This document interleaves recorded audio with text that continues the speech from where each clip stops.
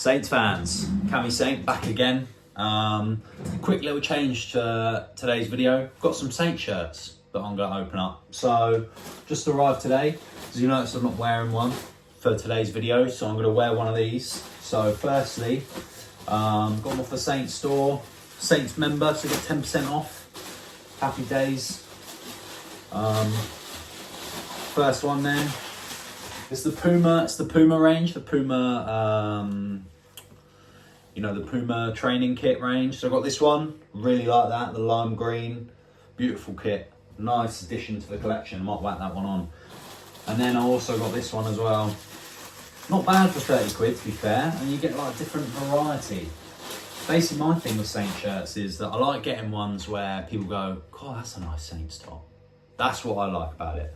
That's what I like about it. And this is the other one that I got, sort of like a contrast to that one, I suppose, but still with the lime green crest and the sort of striped purpley background. I was going to get the other one as well. There are a few more that I wanted to get, but we'll save it for another day when another video can come out and I can do a little shirt review at the beginning of the video.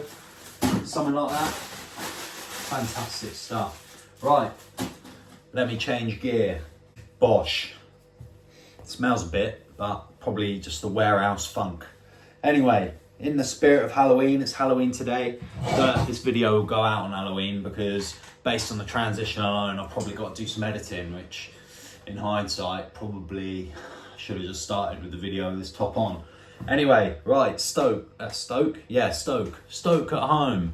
So I went to the game, sat in the northern end, right at the very front behind the goal. Can't lie, probably won't sit there again, simply because I can't see the other end of the pitch, so I couldn't really see when we scored our first two goals. Did we go 2-0 up? I can't even remember now. I should do these videos sort of on the way home. But ultimately, we won 3-2. We went 2-0 up, and then we conceded twice, and then we scored the winner late on. Jimmy Cheese with the winner, which is great. I rate Jimmy Cheese. I think he's a quality fullback. Only got him for £500,000. What more could you can't really complain about it, can you?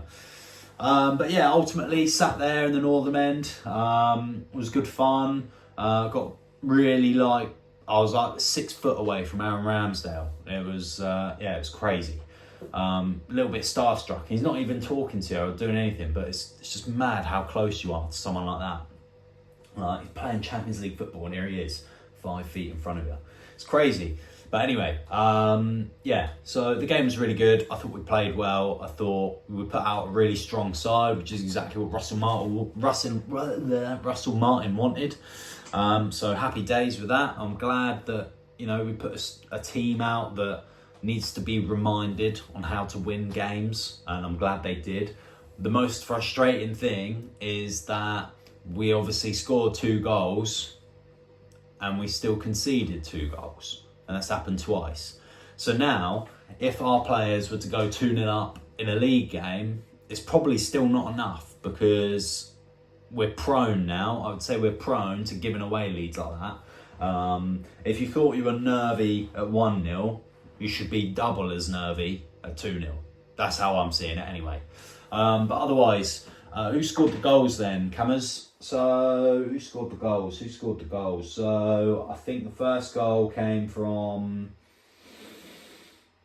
I can't even remember now. I should really do them after the game, or at least, watch the highlights again. But anyway, we scored twice. Who cares? We're through to the next round. We got Liverpool in the next round. Fantastic. Can't wait for that. That's at home. I mean, will we win? Probably not. We'll put out a strong side nonetheless. But relegation and a cup quarter final, would you take that? No. Relegation and a semi-final, would you take that? Relegation and a final, I think I'd take that. But, I'm glad Man City were knocked out again, which is great. But otherwise... Liverpool in the next round, anything can happen. That's the magic of the cup. It's not quite the FA Cup. It's a little bit less rigged, but the Carabao Cup is still fun nonetheless. It's crazy how many games. I've only won, 3 games, and we're already in the quarterfinals. It's crazy, isn't it? Feels like the FA Cup goes on forever, but this is like a couple of games and you're already there. You're already making history. But yeah, not really a lot to say on Stoke, to be honest. It was a cup win against a championship team. Stoke played really well. They got back in it. A couple of scrappy championship goals, but you can't really complain about them. I mean, the first one that they scored sort of looked like, to my opinion, bundled in off someone's hand, but it actually comes off someone's back heel. And to be fair, it should have gone down as like a Puskas award goal, because he sort of like flicks it with his heel and comes off, and it's, you know, an Achilles goal, which is great. And then their second goal sort of gets sprayed across. And personally, I think Ugo Chukwu should have done a lot better. He really frustrated me in this game. I thought he was getting proper like amongst it, and he was really like getting stuck into the channels and stuck into the challenges. But watching that second goal go in, you see him make a challenge, sort of half give up, and then jog back. Like, if he was sprinting and slid again, might have got a yellow card, might have got sent off. But at the same time, watching him jog back like that, and then when the goal goes in, he just sort of stands there like, oh, guys, what's going on? So it was a bit annoying. But yeah, otherwise, I thought we did all right. I thought the defence did well. I'm glad Harwood Bellis got the first goal. And then Adam Armstrong got the penalty, and then Jimmy Cheese got the winner. So yeah, happy with Harwood Bellis. I think he's probably our best player at the club at the moment, besides Ramsdale. But to be honest, Ramsdale didn't have a lot to do. And, you know, should he save the first goal? It's a free kick. It gets chested down by Sugawara, I think. And then it comes off a player, a deflection, and then it sort of bundles in off his Achilles. Could he have done better? I don't know. Then the second goal sprays over, gets shot into the roof of the net. Ramsdale just sort of falls down. I remember if he stands up and just puts his arms up, he might have saved it. But I don't know. It sort of flashes in, doesn't it? It sort of goes like that, and it's in the net. But it all happened very quickly. You know, the closer you stand to the pitch, the more speed you can sort of get from the game. Like, you can understand the speed a bit more. But anyway, then, 2-2, we completely cocked it up. And then, Jimmy Cheese smacks one in. I think a lot of the Northern end were getting frustrated, like, because we just kept switching it. And I don't think, like, watching the highlights, you'll understand what I mean. But, like, being there and then watching us spray it from the left and spraying it over to the right and then into the middle and then out to the right and then into the middle and out to the left and into the middle and out to the right. And it was just that, like, everyone was just urging them to shoot. And it reminded me of a game years ago where I was sat in the Northern end, and I think Claude Puel was the manager, and basically what happened was Ryan Bertrand was going to take a corner, and we kept taking our corners short, like that was the plan. And I remember everyone in the Northern end was getting frustrated that we kept taking our corners short, and a player comes over, I don't know who it is, might have been Cedric, it might have been that other French right back that we had at the time, not Jan Valery, the other one, the slower one, I think. And he come over, and Bertrand was like, no, just get in there. It reminded me of something like that, like James Bree. He was just like, right, I'm not going to spray it out anymore. Receives it back from Sulemana, and he's just like, I'm just going to hit this.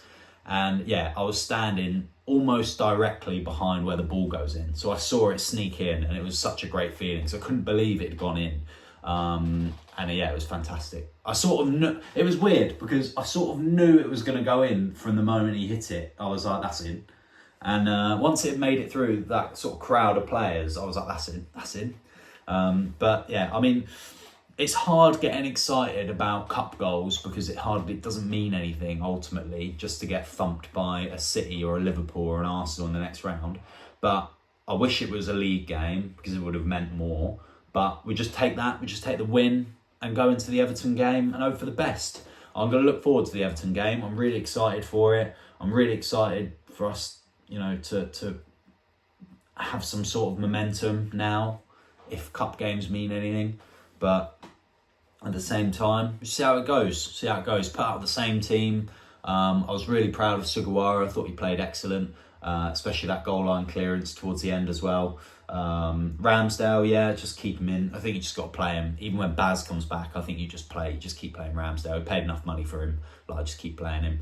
No point changing him. My team for Everton, I'll do this really quickly so I realise I'm running out of time. My team for Everton will be, Ramsdale in goal. Left back, I'll probably go, put Cole, sorry, didn't mean to say that. Ramsdale, I'm not going to bleep it out either, I can't be asked. Ramsdale in goal. Kyle Walker-Peters centre back, Kyle Walker-Peters left back. Centre backs, I'll go Taylor Alba-Bellis and Bednarak.